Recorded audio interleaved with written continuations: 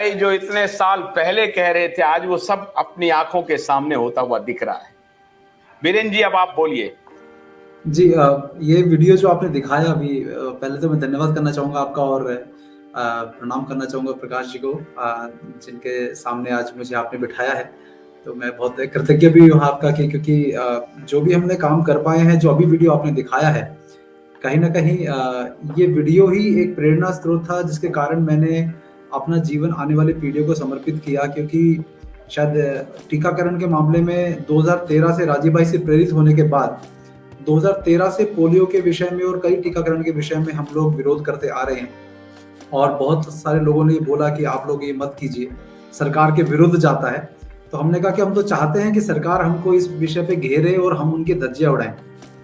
तो ये पूरा का पूरा जो विषय मेरे दिल के बहुत करीब है, और ये जो आपने वीडियो दिखाया, यही प्रेरणा मुझे दिया कि मैं अपने बच्चों को बिना वैक्सीनेशन के, राजीव भाई के कारण जो हिम्मत मुझे मिली, मैंने आज अपने बच्चों को, और मेरे मेरा अनुसरण करके राजीव भाई का अनुसरण मैंने किया, और मेरा अनुसरण जब मैंने प्रैक्टिकल लोगों को दिखाया, तो हजारों लाखों लोगों ने अपने बच्चों को वैक्सीनेशन नहीं लगवाया, जो बचपन से लगाते थे, और बच्चों को स्वास्थ्य मिला, उनको बुद्धि मिली, उनको आरोग्य मिला। तो ये आपने ये वीडियो दिखा के मुझे बहुत जोड़ दिया, राजीव भाई से दोबारा से बहुत अच्छे से जोड़ दिया इस कार्यक्रम के माध्यम से, क्योंकि ये वीडियो बहुत पहले हमने देखा था। तो मैं देखिए बताना यही चाहता हूँ कि जो आरोप राजीव भाई पे लगते हैं, मुझे लगता है कि सबसे पहली बात तो ये है कि जब कोई व्यक्ति आपसे ज्यादा सक्सेसफुल होता है, तो वो कभी आपकी बुराई नहीं करता। तो जितने भी लोग राजीव भाई की बुराई करते हैं, वो कहीं ना कहीं उनके जितना कद नहीं पा पाए, बना पाए, तो बस उनको गलत बताकर, या उनकी टांग खींचकर, या उनको आरोप लगाकर वो अपना जो है दुकान चलाना चाहते हैं, या कहें कि अपने आप को बड़ा सिद्ध करना चाहते हैं। उनका बहुत सारे लोगों का यही हाल है। क्योंकि मैं देखता हूं कि जो ये रामदेव जी की चलिए जो भी आरोप ये लगा रहे हैं राजीव भाई के ऊपर, उन पे प्रकाश जी ने बहुत जोरदार तरीके से प्रहार किया, और मैं उनकी हर बात से 100% सहमत हूँ। लेकिन जो दूसरी बात ये है कि कहीं ना कहीं उनके सगे भाई ने भी उनके विचारों की हत्या करने में बहुत बड़ा योगदान उनके मृत्यु के बाद हुआ है।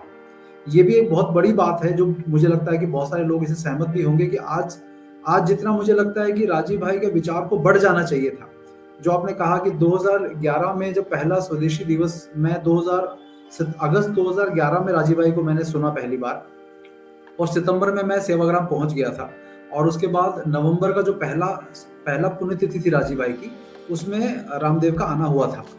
अब रामदेव का जब आना हुआ, तो वहां लगभग 5-6 हजार लोग आए थे पहली बार में। तो होना ये चाहिए था कि हर साल, और ये रामदेव ने ये वचन दिया था कि मैं चाहे देश में कहीं भी रहूं, 30 नवंबर को मैं सेवाग्राम वर्धा में ही रहूंगा। उसके बाद वो गायब हो गए, दोबारा कभी नहीं आए, अपने अपने जो प्रतिनिधियों को भेज दिया करते थे।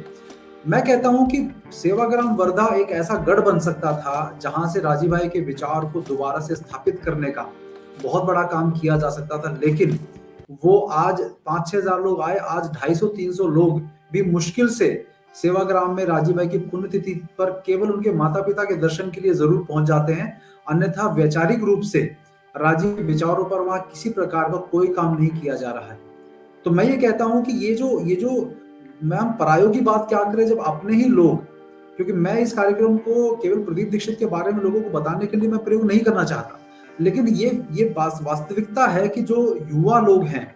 जिनमें थोड़ा विवेक कम भी हो, लेकिन यदि उसमें देशभक्ति राजीव भाई को सुनने के बाद आती है, और वो कहीं ना कहीं उनके परिवार के पास पहुंचते हैं, तो वहां पर उनका मनोबल तोड़ दिया जाता है। मुझे इससे सबसे ज्यादा परेशानी है। मुझे कोई फर्क नहीं पड़ता प्रदीप दीक्षित क्या करते हैं क्या नहीं करते, लेकिन वो जो युवाओं का मनोबल तोड़ने का काम वहां होता है, जो वहां जाता है दोबारा नहीं जाना चाहता, ये सबसे बड़ा नुकसान राजीव भाई के विचारों की हत्या के रूप में वहां पर हो रहा है। ये बहुत बड़ी मैं बात कह रहा हूं, लेकिन ये वास्तविक सच है, और सब इससे सहमत भी हैं, और कहीं ना कहीं आपने और सबने भी ये चीज अनुभव किया होगा। तो मैं ये कहता हूं कि हम राजीव भाई के मृत्यु जिन लोगों के कारण हुई, उन पर हम एक मोर्चा बनाकर उन पर दबाव डालें, उनकी इन्वेस्टिगेशन करें, सब करें, लेकिन एक मोर्चा ऐसा भी खोल के रखें जिसमें राजीव भाई के विचारों को न मरने देने का पूरा प्रयास हमें करना है। और जो युवा राजीव भाई को सुनने के बाद, जैसे आपने भी कहा कि 1997 में जो वीडियो अभी दिखाया प्रकाश जी, अब आपके इस वीडियो को देखने के बाद कई 20-20 वर्ष के बच्चे हैं, लड़के हैं, वो आंदोलित होकर जब निकलते हैं, तो उनको मार्गदर्शन देने के लिए राजीव दीक्षित थे। लेकिन अब वो राजीव दीक्षित नहीं है तो कौन?